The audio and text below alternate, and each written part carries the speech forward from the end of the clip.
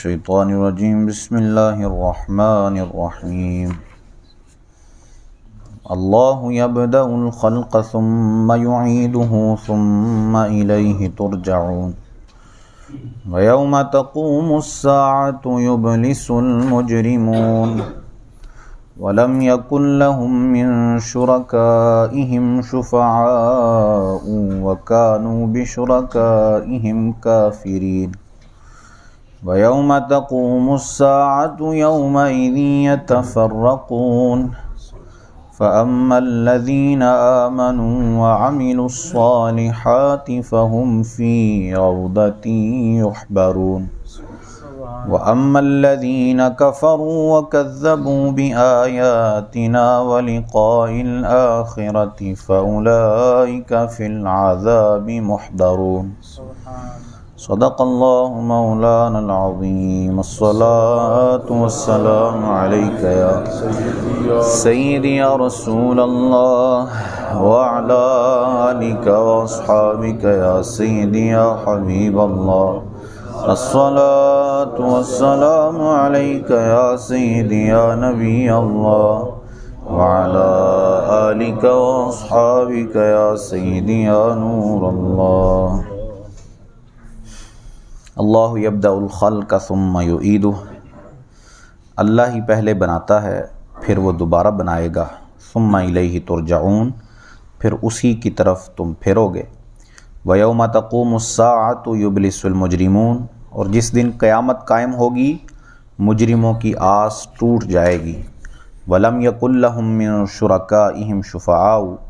اور ان کے شریک ان کے سفارشی نہ ہوں گے، وَكَانُوا بِشُرَكَائِهِمْ كَافِرِينَ، اور وہ اپنے شریکوں کے منکر ہو جائیں گے۔ اس سے پچھلی آیات کے اندر اللہ عز و جل نے ارشاد فرمایا تھا کہ جو بدعملی کا شکار ہوتا ہے، برے کاموں میں پڑتا ہے، تو اس کا نتیجہ اور انجام یہ ہوتا ہے کہ وہ اللہ کی آیتوں کو جھٹلاتا ہے اور ان کا مذاق اڑانا شروع کر دیتا ہے۔ ان آیات مبارکہ میں اللہ عز و جل نے پہلے تو مرنے کے بعد دوبارہ اٹھائے جانے کے متعلق ارشاد فرمایا، پھر اس دن کے کچھ حالات کو ذکر فرمایا۔ سب سے اول فرمایا وہی رب ہے کہ جس نے سب سے پہلے انسان کی تخلیق فرمائی، ابتداءً انسان کو پیدا کیا، پھر جب یہ اپنی مدت کے مطابق مر جائے گا تو دوبارہ وہی رب اسے اٹھائے گا اور اس کی بارگاہ میں انسان کو حاضر ہونا پڑے گا۔ فرمایا جس دن قیامت قائم ہوئے گی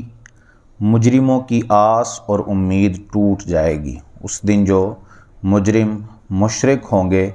وہ کسی سے امید نہیں رکھیں گے کہ کوئی ان کی مدد کرے اور ان کو اس عذاب سے بچا سکے۔ آ کر یہاں مجرموں سے مراد مشرکین ہیں، کیونکہ جو مومنین ہوں گے ان کو تو بہت ساری امیدیں ہوں گی،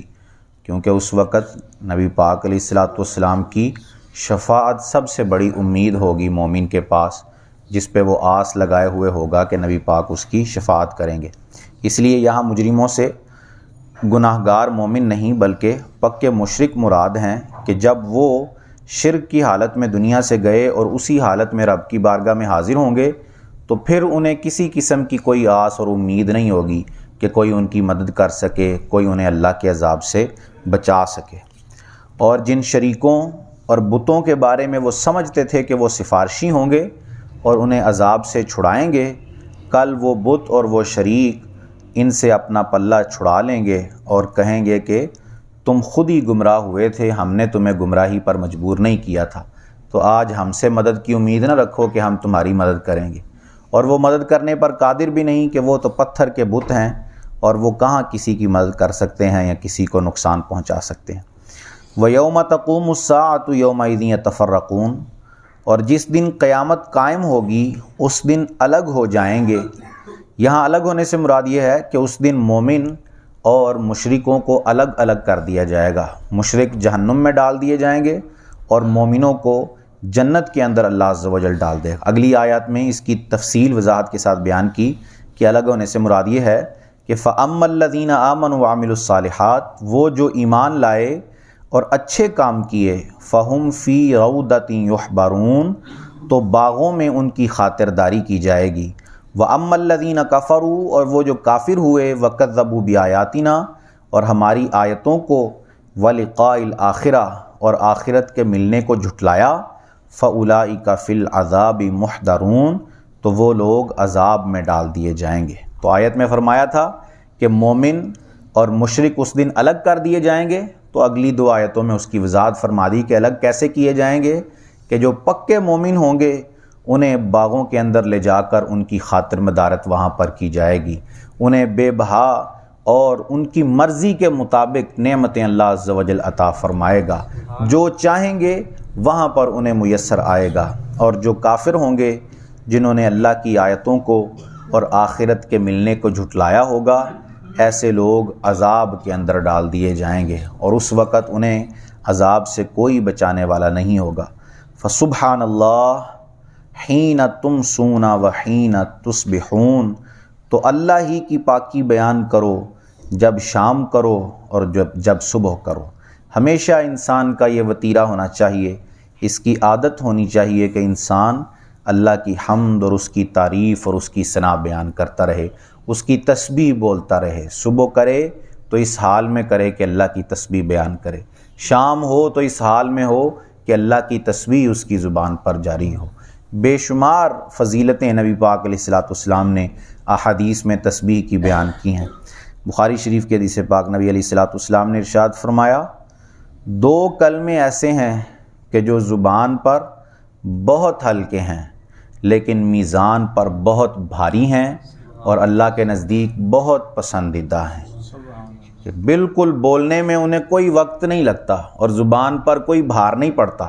لیکن جب کل میزان عمل پر ان کو تولا جائے گا تو میزان پر بہت زیادہ بھاری ہوں گے۔ وہ کیا ہیں کلمے؟ فرمایا سبحان اللہ و بحمدہ سبحان اللہ العظیم۔ یہ دو کلمے اللہ کی تسبیح کے بولنے میں شاید ہی 2 سیکنڈ لگتے ہیں، لیکن